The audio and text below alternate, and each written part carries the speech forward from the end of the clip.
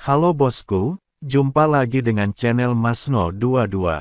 Sebelum lanjut ceritanya jangan lupa subscribe, satu lagi jangan di-skip nontonnya ya. Terima kasih. Kalau begitu kamu bisa meminta bantuan Pangeran Xiao. Kurasa kota Kijia tidak bisa lebih kuat dari dinasti Xiao, kan? Dikatakan, tentu saja tidak, tapi aku tidak ingin Feng mengetahui identitasku, dan aku tidak ingin dia mengira aku berbohong padanya. Tuan Chen, saya harap Anda dapat membantu saya. Selama Anda dapat mengikuti Qi Heng untuk memutuskan pertunangan dan menyelesaikan krisis di kota Sujia, ayah saya akan berhenti meminta saya. Saat Zhu Qingyue mengatakan itu, dia benar-benar berlutut. Melihat ini, dengan cepat mengulurkan tangannya untuk mencegah Zhu Qingyue berlutut. Kemudian dia sedikit mengernyit dan berkata, saya tidak berteman dengan kota Kijia itu. Tidak mudah membuat mereka memutuskan pertunangan. Tapi aku bisa membantumu mencobanya, tapi aku tidak tahu apa kekuatan Qi Heng.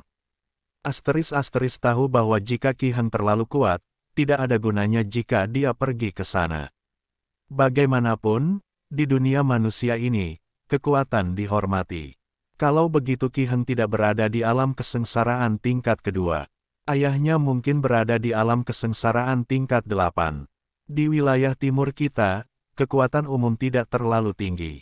Keberadaan biksu Mahayana jarang ditemukan. Saya hanya mendengar ada biksu Mahayana di pulau kecil di Laut Mati, namun kawasan itu merupakan kawasan terlarang di wilayah timur, dan pada dasarnya hanya sedikit orang yang pergi ke sana. Kata Zhu Qingyue, setelah mendengar ini, kekuatan para biksu di wilayah timur sebenarnya sangat rendah. Jika dia pergi ke sana sendiri, bukankah dia akan mampu mendominasi seluruh wilayah timur? Karena itu masalahnya, maka aku akan pergi bersamamu dan mengurus urusanmu. Lalu aku akan mengirimmu ke dinasti Xiao, yang bisa dianggap sebagai bantuan bagi dinasti Xiao. Berjanji pada Zhu Qingyue dan memutuskan untuk menemaninya dalam perjalanan. Xiao Huang mengirim orang untuk membantu merebut kembali kota Kaisar Rubah, dan juga menghancurkan keluarga Feng di aliansi penyegel iblis, dan bahkan menyebarkan berita bahwa dia akan mendukungnya di belakang punggungnya, jadi dia harus melakukan sesuatu untuk membalas Xiao Huang. Terima kasih banyak, Tuan Chen, terima kasih banyak. Ketika Zhu Qingyue mendengar ini, dia membungkuk padanya dengan gembira. Itu hanya sepotong kue, kamu harus segera kembali dan istirahat.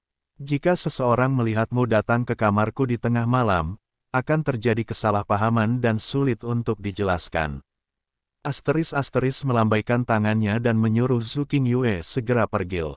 Keesokan paginya, mengikuti pemimpin sekte Jiang dan yang lainnya untuk mengucapkan selamat tinggal.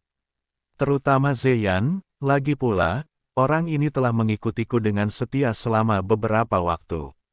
Setelah mengucapkan selamat tinggal, Zhu Qingyue dan Paman Liu semuanya menaiki pesawat yang membunuh. Mereka, adapun biksu lainnya, beberapa pergi, sementara yang lain memilih untuk tinggal di sekte jiwa iblis. Pesawat itu menuju ke timur, langsung menuju wilayah timur, melewati Gunung Iblis, terbang di atas hutan berhektar-hektar, dan tak lama kemudian lautan tak berujung muncul di depan Kamil. Tidak ada seekor burung pun yang terbang di atas laut, dan bahkan tidak ada satupun riak yang terlihat di seluruh permukaan laut. Benar-benar sunyi senyap. Tuan Chen, di depan Anda adalah Laut Mati. Laut Mati ini adalah batas antara wilayah selatan dan wilayah timur. Persimpangan antara wilayah timur dan wilayah utara adalah Laut Hitam. Jika Anda melangkah lebih jauh, Anda harus terbang sesuai dengan rutenya, jika tidak Anda akan menghadapi bahaya. Anda tidak dapat menaiki kapal spiritual di Laut Mati, dan para biksu tidak diperbolehkan memasuki laut. Para biksu yang secara tidak sengaja jatuh ke Laut Mati semuanya berubah menjadi tulang dan muncul. Zhu Qingyue berkata pada Rute, apakah tidak ada petanya? Bertanya dengan rasa ingin tahu. Dengan peta, setelah Paman Liu selesai berbicara, dia langsung mengeluarkan peta dengan seluruh Laut Mati tergambar di atasnya. Ada banyak pulau yang tersebar di Laut Mati. Tuan Chen, pulau-pulau yang dihubungkan oleh garis merah adalah peta rutenya. Pesawat itu bisa terbang di sepanjang rute ini. Awalnya, ada operator Chuan Yunmen di wilayah timur kami yang mengoperasikan kapal udara, tapi kemudian dia tidak tahu kenapa. Ketika tidak ada kapal udara, kami akan terbang di udara, lalu beristirahat sejenak ketika kami tiba di sebuah pulau. Ini membuang-buang energi spiritual dan waktu. Kami melakukan perjalanan lebih dari sebulan untuk mencari wanita tertua. Tentu saja Anda juga dapat menggunakan susunan teleportasi, tetapi susunan teleportasi sangat mahal. Jumlah kami ada lusinan, dan kami tidak mampu membayar biaya setinggi itu. Paman Liu menunjuk ke peta, lalu mengikuti asteris secara detail. Mendengarkan kata-kata Paman Liu, dia tiba-tiba terdiam.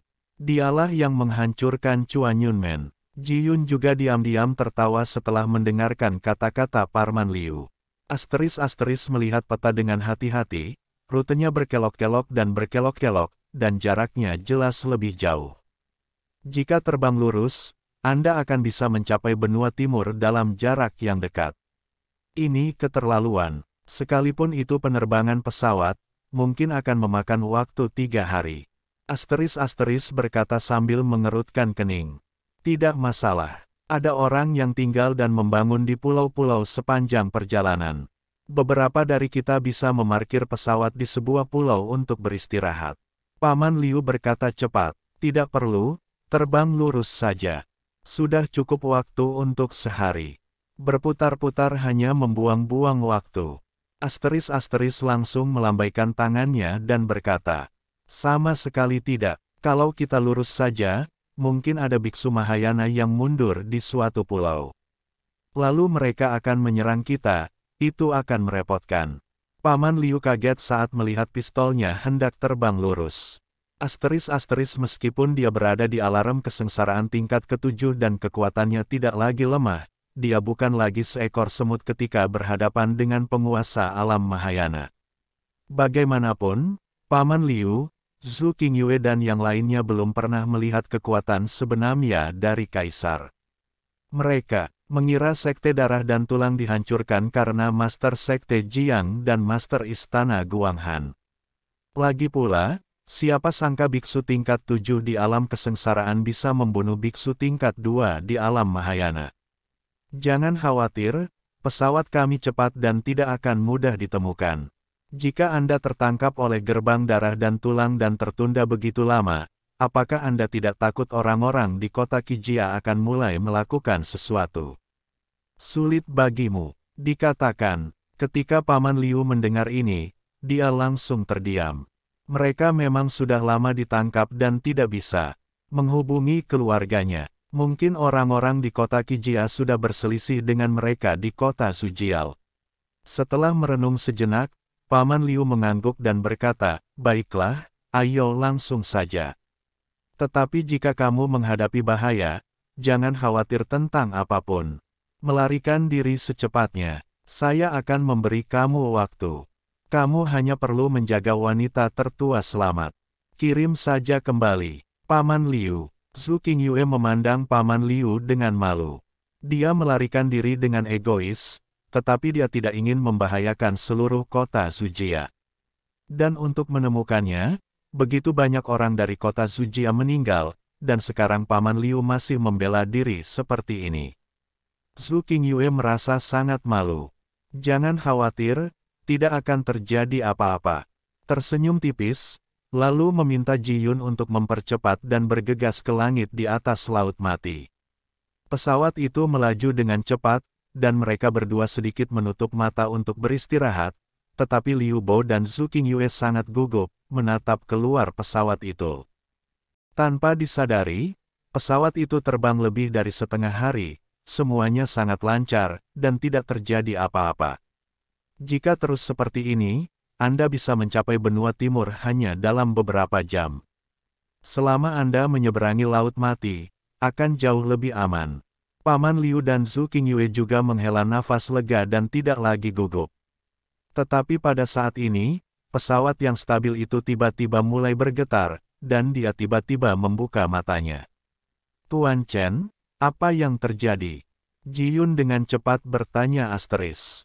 Sebelum Asteris bisa menjawab, dia menemukan bahwa unicorn api itu benar-benar kehabisan cincin penyimpanannya sendiri. Fire Qilin tampak sedikit bersemangat, dan terus menyerang pesawat itu untuk keluar. Melihat kemunculan tiba-tiba unicorn api, Paman Liu dan Su Qingyue terkejut. Kamu anak kecil, apakah kamu gila? Asteris ingin mengembalikan unicorn api ke dalam ring penyimpanan, tetapi unicorn api kecil itu sangat tahan. Tuan Chen, lelaki kecil ini sepertinya akan keluar. Apakah Anda menemukan sesuatu? Ji Yun mengingatkan. Setelah mendengar pengingat Ji Yun, Asteris membuka pintu pesawat.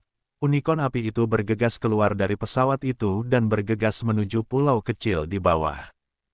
Setelah melihat ini, Asteris mengikuti dari belakang, dan kemudian dengan keras berkata kepada Ji Yun, kamu pergi dulu, lalu aku akan mencarimu. Asteris biarkan Ji Yun dan yang lainnya pergi dulu. Bagaimanapun, Ji Yun dan yang lainnya tidak terlalu kuat. Jika mereka pergi dan menghadapi bahaya, mereka bertiga tidak akan mampu menghadapinya. Ji Yun mengangguk, lalu pesawat itu dengan cepat menuju ke benua timur. Hal ini mengejutkan Paman Liu dan Su Qingyue, dan mereka buru-buru berkata, cepat berhenti, panggil orang kembali, jangan pergi ke pulau itu sangat berbahaya. Tanpa pesawat, meskipun kamu tidak bertemu orang jahat, akan sulit mencapai daratan dengan terbang sendiri. Keduanya meminta Ji Yun untuk berhenti dan memanggilnya kembali, tapi Ji Yun tidak mendengarkan dan mengusir pesawat itu. Ji Yun percaya Asteris, jika dia benar-benar menemui bahaya, Asteris pasti bisa mengatasinya. Jika mereka tetap tinggal, mereka tidak hanya tidak bisa membantu, tapi mereka juga akan menjadi beban yang diikuti Ji Yun sudah lama sekali, dan dia mengetahui hal ini. Paman Liu dan Su Qingyue tidak mengerti bahwa Ji Yun jelas-jelas bersama polisi itu, jadi mengapa mereka bisa menyaksikan polisi itu mati dan tetap acuh tak acuh. Pesawat itu berangsur-angsur hilang, dan lelaki itu mengejar unicorn api dan mendarat di pulau terpencil. Sebenarnya ada bangunan di pulau terpencil itu, tapi saat ini bangunan tersebut sudah berubah menjadi reruntuhan membuktikan bahwa ada seseorang yang pernah tinggal di sini. Selain itu, ada lubang dalam besar dan kecil di pulau itu, yang jelas merupakan bekas pertempuran. Asteris ketahuilah bahwa pasti ada orang yang tinggal di pulau terpencil ini nanti. Akan ada pertempuran, jadi sekarang pulau itu seharusnya menjadi pulau terpencil. Tapi dia tidak mengerti kenapa unicorn api tiba-tiba menjadi begitu heboh dan datang ke pulau terpencil ini. Asteris menyaksikan unicorn api jatuh ke pulau terpencil, lalu dengan cepat menggerakkan cakarnya, dan sebuah lubang hitam mengarah langsung ke bawah tanah pulau terpencil. Kenapa kamu, makhluk mitos bernama Qilin, kini menjadi perampok tikus? Asteris melihat ini, saya merasa sangat aneh. Namun, dia tetap mengikutinya dari dekat, mengikuti lubang hitam yang dibuka oleh Huo Qilin, dan perlahan menuju ke bawah tanah di pulau terpencil. Segera, Asteris menemukan beberapa warna ungu di sekitar dinding gua. Setelah mengamati dengan cermat, dia menemukan bahwa ini sebenarnya adalah batu giok ungu. Batu giok ungu ini juga dapat dianggap sebagai sejenis batu spiritual, dan kualitasnya tidak rendah. Mungkinkah unicorn api ini mengetahui bahwa ada batu giok ungu di bawah pulau terpencil, jadi itu sebabnya dia begitu bersemangat. Asteris mengambil sepotong batu giok ungu dan memegangnya di tangannya, memandangi api unicorn dengan bingung. Tapi unicorn api sepertinya tidak tertarik pada batu giok ungu, dan masih menuju jauh ke kedalaman dengan seluruh kekuatannya, jauh di bawah pulau terpencil, apakah ada biji spiritual dengan kualitas lebih tinggi? Melihat unicorn api yang masih menggali lebih dalam ke dalam tanah, Asteris sangat bingung. Namun, dia tetap mengikutinya, dan di saat yang sama, dia berbalik jauh dengan teknik konsentrasi jantung, menciptakan kekuatan isap yang sangat besar, menyedot semua aura giok ungu di sekitarnya ke dalam tubuhnya. Saya tidak tahu berapa lama saya mengikuti Huo Qilin untuk menggali, tetapi saya hanya merasakan udara di sekitar semakin panas, dan kemudian mata saya menjadi merah. Asteris saya pikir unicorn api ini telah menggali magma dari inti bumi, tetapi ketika saya melihat ke atas, saya menemukan bahwa itu sebenarnya adalah batu merah menyala, dan sepertinya ada api yang berkobar di permukaan batu. Unicorn api membuka mulutnya dan terus melahap batu merah menyala di depannya. Sepertinya makanannya sangat enak, dan dia menggonggong padaku dari waktu ke waktu, seolah dia sedang pamer padanya. Sebenarnya ada batu roh semacam ini di bawah pulau terpencil ini, dan batu roh itu penuh dengan nafas api. Asteris sangat terkejut. Batu-batu ini seharusnya telah terpanggang oleh api di tengah bumi selama bertahun-tahun, yang hanya dapat menambah nafas api unicorn api. Unicorn api berbeda dengan binatang yang menelan langit, sangat pilih-pilih makanan dan tidak memakan semuanya. Mungkin rasanya ada batu api semacam ini di bawah pulau terpencil ini, jadi ia menjadi gelisah. Raja Iblis Ciun berkata pada Asteris,